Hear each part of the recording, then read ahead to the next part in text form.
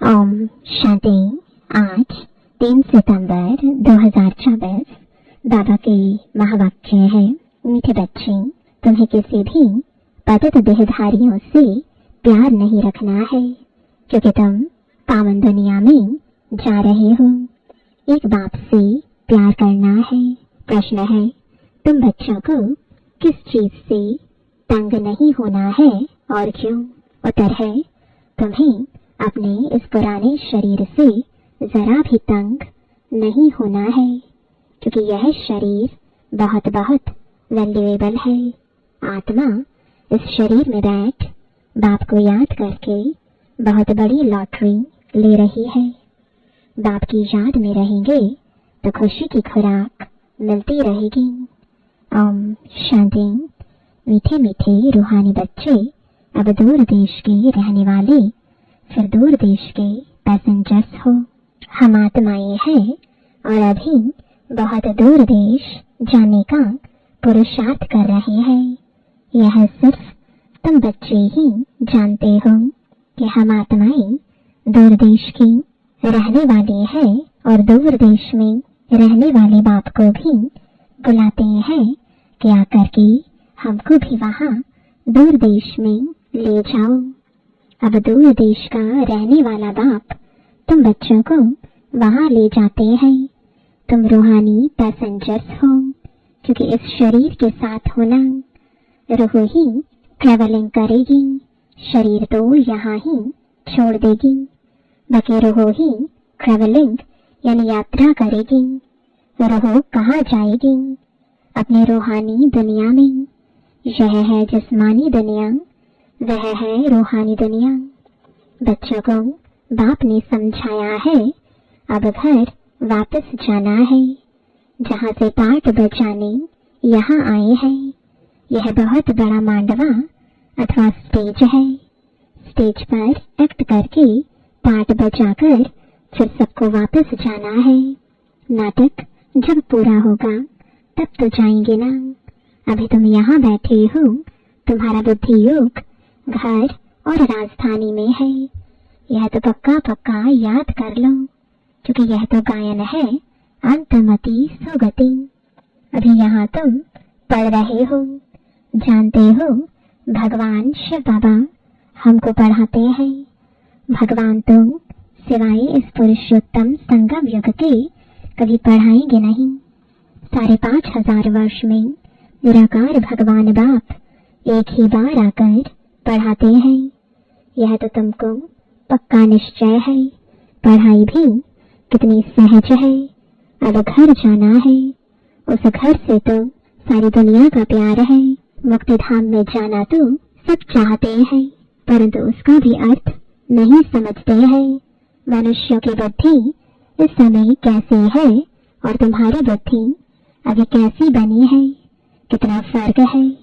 तुम्हारी है स्वच्छ बुद्धि, नंबरवार पुरुषार्थ अनुसार।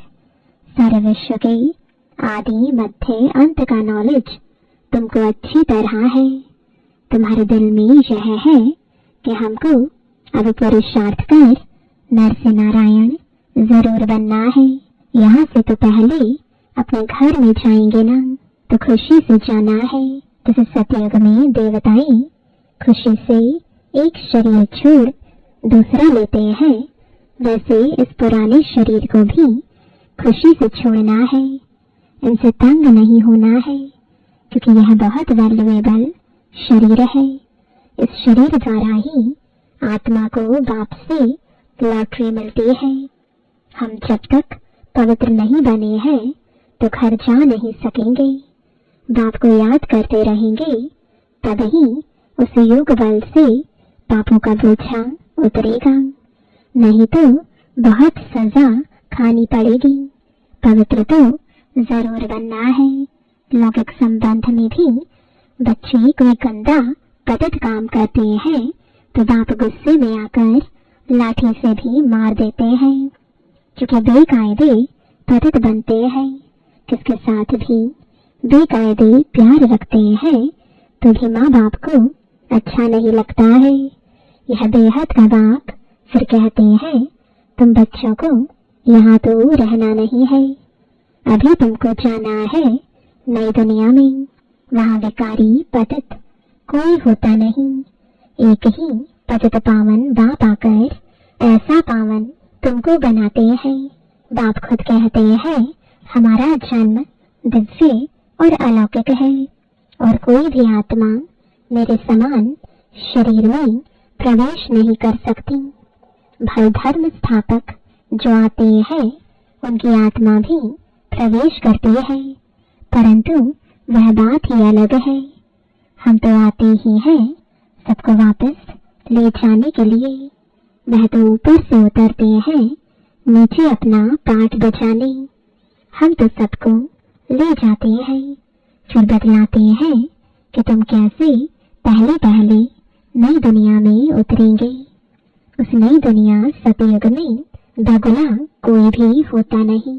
बाप तो आते ही हैं बगुलों के बीच, फिर तुमको हंस बनाते हैं। तुम अब हंस बने हो, मोती ही चुकते हो। सतयुग में तुमको यह रत्न नहीं मिलेंगे, यहाँ तुम यह ज्ञान रत्न चुककर हंस बनते हो। बगुले से तुम हंस कैसे बनते हो यह बाप बैठ समझाते हैं। अभी तुमको हंस बनाते हैं। देवताओं को हंस, असुरों को बगुला कहेंगे। अभी तुम किचड़ा छुड़ाए मोती चुगाते हो। तुमको ही पद्मा पदम भाग्यशाली कहते हैं। तुम्हारे पैर में छापा लगता है पद्मों का। शिव बाबा को तो पाँव है नहीं जो पदम हो सके, वह तो तुमको पद्मा पदम भाग्यशाली बनाते हैं। बाप कहते हैं मैं तुमको विश्व का मालिक बनाने आया हूँ। यह सब बातें अच्छी रीति समझने की है। मनुष्य यह तो समझते हैं ना स्वर्ग था, परंतु कब था फिर कैसे होगा यह पता नहीं है।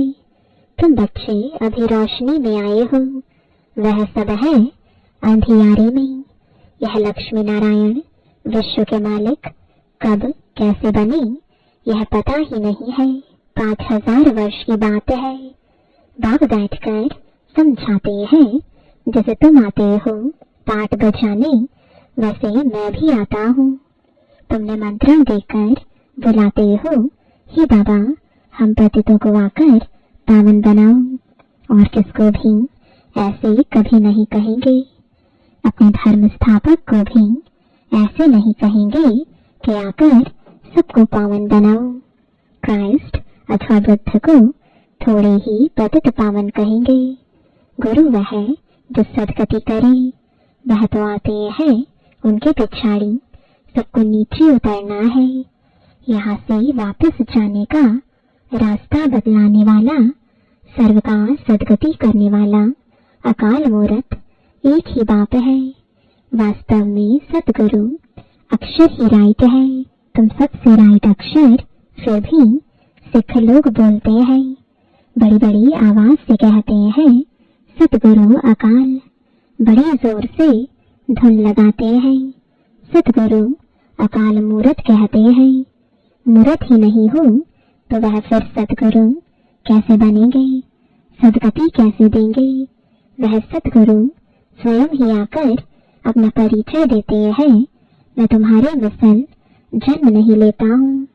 और तो सब शरीरधारी बैठ सुनाते हैं, तुमको अशरीरी रूहानी बाप बैठ समझाते हैं। रात दिन का फर्क है। इस समय मनुष्य जो कुछ करते हैं वह रॉन्ग ही करते हैं, क्योंकि रावण की मत पर है ना, हर एक में 5 विकार है। अभी रावण राज्य है। यह बातें डिटेल में बाप बैठ समझाते हैं, नहीं तो सारी दुनिया के चक्र का मालूम कैसे पड़े। यह चक्र कैसे फिरता है मालूम पड़ना चाहिए ना। यह भी तुम नहीं कहते हो कि बाबा समझाओ, आप ही बाप समझाते रहते हैं। तुमको एक भी प्रश्न पूछने का नहीं रहता। भगवान तो बाप है, बाप का काम है सब कुछ आप ही सुनाना, आप ही सब कुछ करना। बच्चों को स्कूल में बाप आप ही बिठाते हैं, नौकरी पर लगाते हैं, फिर उनको कहते हैं 60 वर्ष बाद यह सब छोड़ भगवान का भजन करना, वेद शास्त्र आदि पढ़ना, पूजा करना। तुम आधा कल्प पुजारी बने, फिर आधा कल्प के लिए पूज्य बनते हो। पवित्र कैसे बनो, उसके लिए कितना सहज समझाया जाता है। फिर भक्ति बिल्कुल छूट जाती है। वह सब भक्ति कर रहे हैं, तुम ज्ञान ले रहे हो। वह रात में है, तुम दिन में जाते हो, अर्थात स्वर्ग में। गीता में लिखा हुआ है, मन मना भव। यह अक्षर तो मशहूर है, गीता पढ़ने वाले समझ सकते हैं। बहुत सहज लिखा हुआ है। सारी आयु गीता पढ़ते आए हैं, कुछ भी नहीं समझते। अब वही गीता का भगवान बैठ सिखलाते हैं तो पतित से पावन बन जाते हैं। अभी हम भगवान से गीता सुनते हैं, फिर औरों को सुनाते हैं, पावन बनते हैं। बाप के महावाक्य है ना, यह है वही सहज राजयोग। मनुष्य कितने अंधश्रद्धा में डूबे हुए हैं, तुम्हारी तो बात ही नहीं सुनते हैं। ड्रामानुसार उन्हों की भी जब तकदीर खुले तब ही आ सके तुम्हारे पास। तुम्हारे जैसी तकदीर और कोई धर्म वालों की नहीं होती। बाप ने समझाया है, यह तुम्हारा देवी देवता धर्म बहुत सुख देने वाला है। तुम भी समझते हो, बाप ठीक कहते हैं। शास्त्रों में तो वहाँ भी कंस, रावण आदि बैठ दिखाए हैं। वहाँ के सुख का तो कोई को पता ही नहीं है। भल देवताओं को पूजते हैं, परंतु बुद्धि में कुछ नहीं बैठता। अब बाप कहते हैं, बच्चे मुझे याद करते हो। ऐसे कभी सुना कि बाप बच्चे को कहे कि तुम मुझे याद करो? लौकिक बाप कभी ऐसे याद करने का पुरुषार्थ कराते हैं क्या? यह बेहद का बाप बैठ समझाते हैं।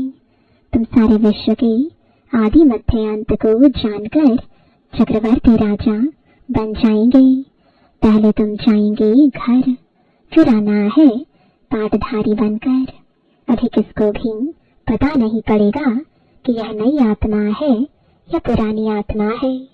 नई आत्मा का नामाचार जरूर होता है। अभी तो देखो कोई कोई का कितना नामाचार होता है। मनुष्य धीर आ जाते हैं, बैठे बैठे अनायास ही आ जाते हैं, तो वह प्रभाव पड़ता है।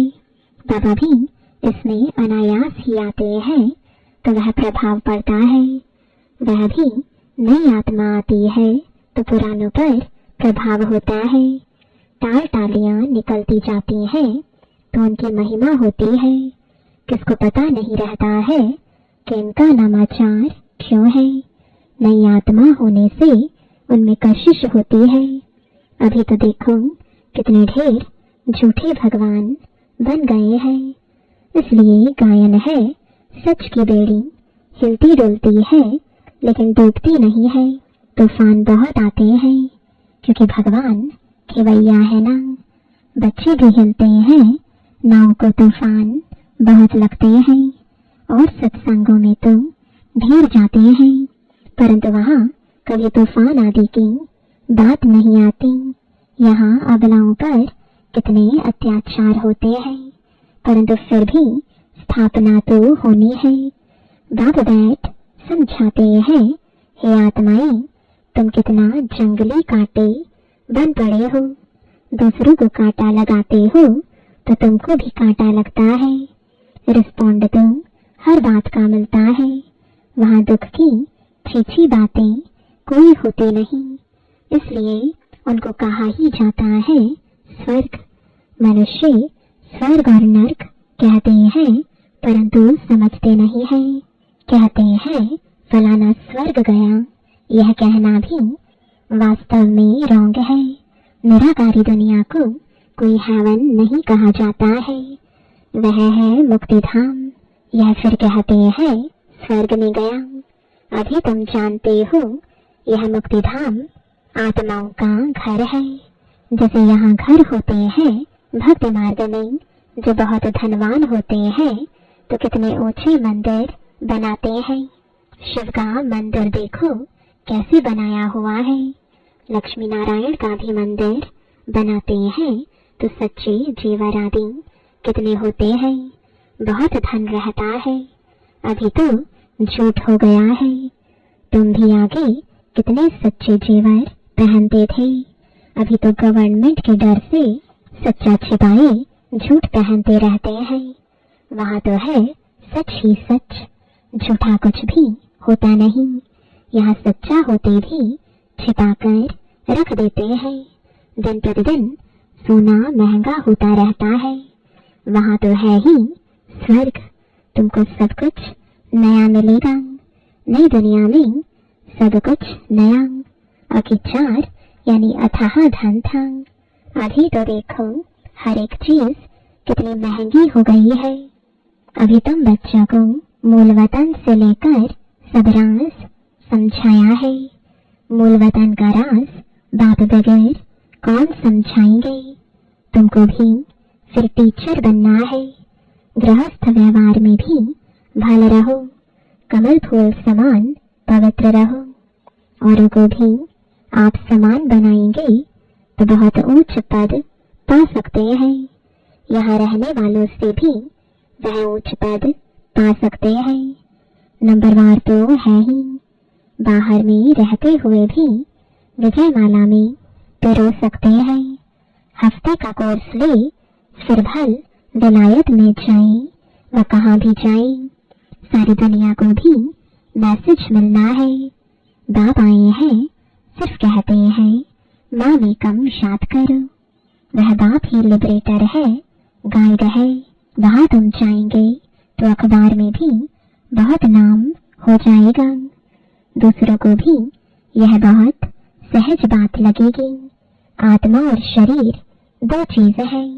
आत्मा में ही मन बुद्धि है, शरीर तो जड़ है।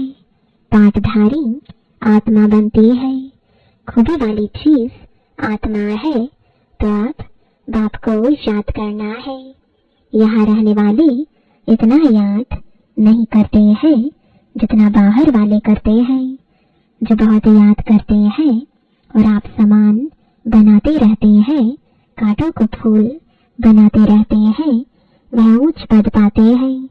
तुम समझते हो पहले हम भी कांटे थे, अब बाप ने ऑर्डिनेंस निकाला है, काम महाशत्रु है।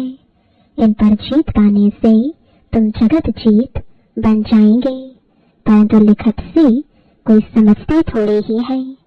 अभी बाप ने समझाया है। अच्छा, मीठे मीठे सिकिलते बच्चों प्रति माता पिता बाप दादा का याद प्यार और गुड मॉर्निंग। रूहानी बाप की रूहानी बच्चों को नमस्ते। रूहानी बच्चों की रूहानी बाप दादा को गुड मॉर्निंग और नमस्ते। धारणा के लिए मुख्य सार है। पहला, सदा ज्ञान रत्न चुगने वाला हंस बनना है। मोती ही चुगने हैं, कचरा छोड़ देना है। हर कदम में पद्मों की कमाई जमा कर पद्मा पदम भाग्यशाली बनना है। दूसरा, उच्च पद पाने के लिए टीचर बनकर बहुतों की सेवा करनी है। कमल फूल समान पवित्र रह आप समान बनाना है। कांटों को फूल बनाना है। वरदान है तेरे मेरे की हलचल को समाप्त कर रहम की भावना इमर्ज करने वाले मर्सीफुल भव। समय प्रति समय कितनी आत्माएं दुख की लहर में आती हैं। प्रकृति की थोड़ी भी हलचल होती है, आपदाएं आती हैं तो अनेक आत्माएं तड़पती हैं, मर्सी रहम मांगती हैं। तो ऐसी आत्माओं की पुकार सुन रहम की भावना इमर्ज करो। पूज्य स्वरूप मर्सीफुल का धारण करो। स्वयं को संपन्न बना लो तो यह दुख की दुनिया संपन्न हो जाए। अभी परिवर्तन के शुभ भावना की लहर तीव्र गति से फैलाओ तो तेरे मेरे की हलचल समाप्त हो जाएगी। स्लोगन है, व्यर्थ संकल्पों की हथौड़ी से समस्या के पत्थर को तोड़ने के बजाय हाई जंप दे समस्या रूपी पहाड़ को पार करने वाले बनो। ओम शांति।